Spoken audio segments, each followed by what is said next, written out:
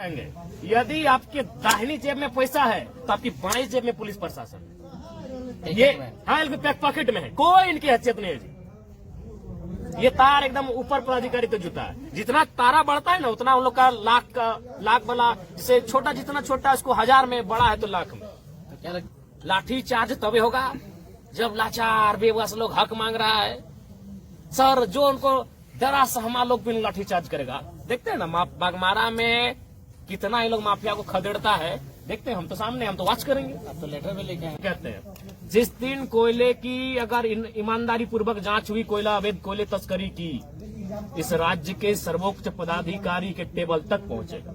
लेकिन आप जिस क्षेत्र में रात में घूम रहे हो उस क्षेत्र में भी तो कोयला का तस्करी का मामला हो सकता है। अभी मामला थोड़ा शांत है। क्यों शांत है? शांत इसलिए है कि जिस दूध नहीं हम बोले थे कि डुमरी के टोलों में रोकेंगे, हाँ। तो थोड़ा सा है वो विचलित है। उन लोग थोड़ा सा अपना रूट को डाइवर्ट किया, लेकिन फिर भी पार होता है। अब देखिए विधायक 24 घंटा तो भाई रुकेगा, वहां बैठा नहीं है। और अगर आम कार्यकर्ता, आम आदमी रोकेगा तो प्रशासन फिर डंडा लेके जाएगी। वहां रोकने के लिए विधायक को होना होगा। तो देखिए, हमें सच्चाई स्वीकार करने में मैंने कभी परहेज नहीं किया है। कुछ गाड़ियां अभी भी पार हो जाती है क्योंकि पूरा सिस्टम सेट है भैया। लेकिन हाँ, इतना खौफ है कि जिस दिन सुने हाँ कि बिहार की मंडी में भी चर्चा है कि एगो नया लड़का जीत के आया है और टोलवा उसी के इलाके में पड़ता है। तो ये तो है कि जिस दिन मैं खेपा, जिस दिन हमको थोड़ा सा टाइम भी नहीं मिलता है, 3-4 को विधानसभा जाना पड़ता है, रात को 2 बजे के सोते हैं, फिर 10 बजे, या तो जो सरकार में भी बैठकर क्रांतिकारी डिसीजन होगा तभी ये शांत होगा, और नहीं तो कुछ नहीं। एकदम स्पष्ट कहते हैं, इनका लाठी चार्ज तभी होगा जब लाचार बेबस लोग हक मांग रहा है सर, जो उनको डरा सहमा लोग भी लाठी चार्ज करेगा। देखते हैं ना बागमारा में कितना ये लोग माफिया को खदेड़ता है, देखते हैं। हम तो सामने, हम तो वॉच करेंगे। अब तो लेटर में लेके आए हैं सीएम को। बिल्कुल, हमें खेद है। हम बोले हम कुछ विषयों पर जो गलत है उन पे हम बोलेंगे, लेकिन एक मानवता के नाते हमें भी पीड़ा है कि भाई एक संवैधानिक पद पे जो व्यक्ति है, एक माफिया कैसे मारेगा यार उसको? एक माफिया मार देगा, पत्थर से मार दिया है और अभी सामने से मारा है।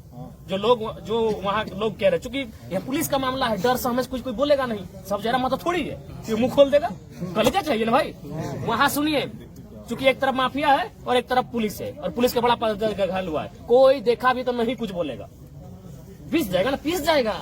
वहाँ क्या हुआ है कि माफिया को पकड़ के ले जा रहे थे डीएसपी महोदय, गाड़ी में बैठाने वाले थे, तब तक उसका समर्थक लोग ला जाके उनको पत्थरबाजी करके घायल कर दिया है।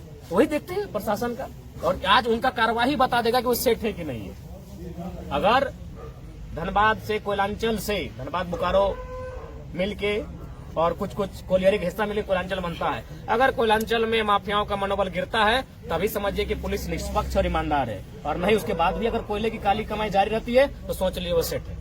तो क्या पुलिस अपना जान जोखिम में डाल के पैसा कमाएगी? जी बिल्कुल। जान जोखिम में कहाँ है जी? सर जान जोखिम में कहाँ है? कपार फोड़वा लिया वो तो मैंने जब उनको लाने जाए लगा, गाड़ी में बैठाने लगे, तब उधर से मैंने जो ग्रामीण देखा, जिन्होंने जो डरे समय हमको सुनाए, तब उनके साथ ये घटना हुई। हम घटना की बिल्कुल भर्त्सना करते हैं, निंदा करते हैं, और हम प्रार्थना भी करते हैं कि स्वस्थ होकर वो शख्स, वो पुलिस का पदाधिकारी हम सबों के बीच आए। लेकिन गुस्सा है हमें कि कैसे माफियाओं का मनोबल इतना बढ़ा है, कैसे। लेकिन जयराम जी, अगर इस घटना के तह तक जाएंगे तो 2 राजनीतिक दल, कहा जाता है कि एक सांसद और दूसरा जेएमएम पार्टी के जो भी नेता है, उन दोनों गुटों के बीच में ये झगड़ा हुआ था। और देखिए मामला क्या है? मामला है वहाँ गोविंदपुर शायद एरिया का नाम है, हाँ जो भी है, गोविंदपुर, धर्मा बांध और 4-5 गांव जो भी है, हाँ जो भी है, खरखरी, तो उधर जो भी एग्जैक्ट नाम हमने कन्फर्म है, मैंने बागमारा का वो क्षेत्र, उनको एक गाँव है, कुछ गाँवों को विस्थापित किए बिना काम हो रहा था। और देखिए आज फिर कहेंगे, बेशक हम कंपनी का सामान यूज करते, इसका मतलब नहीं कि हम गलत चीज का समर्थन करेंगे। आपकी टोपी कंपनी से आता है, मेरा जैकेट कंपनी से आता है, मेरा कंपनी क्या की है, अपना लठेत पाल के रखी है, वही जो आप हाँ गुंडा लठेत। और वो लठेत कौन है आज के डेट में? पार्टी के नेता है। ये तो जेलकेम का अगर उसमें अगर थोड़ा सा भी इंटरफेयर होता ना, तो अभी नेशनल न्यूज बनता, तब न्यूज में एकदम मसाला। जरा अभी जेलकेम नहीं, जरा महतो के समर्थक, जरा महतो के दाएं हाथ, जरा महतो के बाएं हाथ। लेकिन वो सरकार का पार्टी है, सब मोनी बाबा बन गए। तो वहाँ क्या होता है, हिल टॉप कंपनी, नाम लेने में कोई हर्ज नहीं होना चाहिए। वो क्या करती है, गुंडा हायर की है, क्योंकि ऐसा उनको लगता है कि अगर रैयतों को हमको नौकरी देना पड़ेगा तो मान के चलिए 50 रुपया खर्च हो जाएगा, रैयतों को अगर मुआवजा देना होगा तो और 50 रुपया खर्च होगा, लेकिन उनको नौकरी और मुआवजा ना देकर हम कुछ गुंडा को 50 रुपया दे देते हैं, 50 रुपया मेरा बने। कंपनी का मतलब होता है मुनाफा। एक बात क्लियर जान ले, कंपनी का मतलब होता है मुनाफा, मानवता का कोई संबंध नहीं है कंपनी से। वो क्या करती है कि रैयत को, अगर वो रैयत को मुआवजा दे देती, रैयत जो लोग हैं उनको अगर योग्यता के आसार, अरे नॉन स्किल में दे दो यार, कोई तो नहीं बोल रहा कि हमको वहाँ ऑपरेटर और माने इंजीनियर के काम में लगा दो, झाड़ू पोछा कुछ भी करा लो, काम है, धुलाई का काम करा लो, नॉन स्किल में आप दे दो। यानी उसको नियोजन और मुआवजा देकर अगर काम करती तो विवाद नहीं होता, लेकिन वो जानती है मुनाफा कैसे आएगा। इसको पैसा देंगे, उससे अच्छा क्या होगा, 2-4 को लठेत रखेंगे, वो गोली से चमकाएंगे, धमकाएंगे। तो वही मामला था, रैयत धरने पर बैठे थे और जो सांसद महोदय थे वो रैयतों के पक्ष में थे। तो जब देखा कि भाई एनडीए गठबंधन रैयतों के पक्ष में है, तो अब हमको इंडिया गठबंधन का सहारा लेना होगा रैयतों को खदेड़ने के लिए। तब कंपनी ने मेटेरियल अच्छा खासा मोटा माल दे दिया इंडिया गठबंधन के नेता को। माल दे दिया, माल मैंने पैसा हाँ दे दिया। अब दे दिया तो भाई अब तो प्रतिष्ठा है, क्योंकि आज के दिन प्रतिष्ठा है, गुंडा लोग का प्रतिष्ठा होता है कि भाई कंपनी हमको विश्वास किया है, अगर कंपनी का आज विश्वास नहीं जीतेंगे तो फिर अगला दिन कमाई कैसे होगा। तो उस कंपनी का विश्वास जीतने के लिए गुंडा लोग किसी भी हद में जा सकता है, क्योंकि वो कंपनी आने वाला दिन और काम टेंडर लेगी। जब और टेंडर लेगी तो फिर उसी गुंडे को याद करेगी कि गुंडा जी आपने अच्छा काम किया था वहां पे, गुंडा भाई। तो उस कंपनी का विश्वास को जीतने के लिए गुंडा भाई मजबूर है। तब गुंडा भाई अब चल गए रैयतों को मारने पीटने। अब आ गई कंट्रोवर्सी। तो भाई प्रशासन का वहां कर्तव्य बनता है कि अब विधि व्यवस्था खराब होगी, एक तरफ रैयत है, एक तरफ कंपनी के लठेत यानी गुंडा भाई लोग। तो अब है क्या कि अब वहां विवाद होगा, तब प्रशासन इंटरफेयर करती है कि भाई ऐसा ना हो, समझौता हो, वार्ता हो। तो उसी क्रम में ये माहौल खराब होता है। चूंकि हम सुनी हुई बात कह रहे हैं, अब हम जो कह रहे हैं आप उसे एक्सेप्ट नहीं मानिए, आप भी इंक्वायरी कर ले। हम ये नहीं कि हम ब्रह्मास्मि, हम जो कह रहे हैं वही सत्य है।